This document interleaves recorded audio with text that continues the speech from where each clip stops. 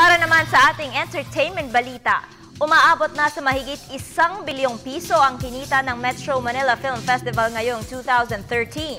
Ayon kay Chairman Francis Tolentino, ito'y patunay lang na malakas pa rin ang hatak sa mga manonood ng pelikulang Pilipino sa kabila ng kompetisyon sa foreign films.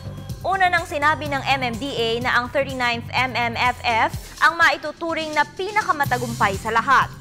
Sa official box office breakdown ng MMFF, nangunguna pa rin ang My Little Bossings na kumita ng 375.9 million pesos. Pumapangalawa naman ang Girl Boy Bakla Tomboy na may kitang 375.34 million pesos. Nasa ikatlong pwesto ang horror film na Pagpag sa kitang 170.5 million pesos habang nasa ikaapat na pwesto ang Kimi Dora.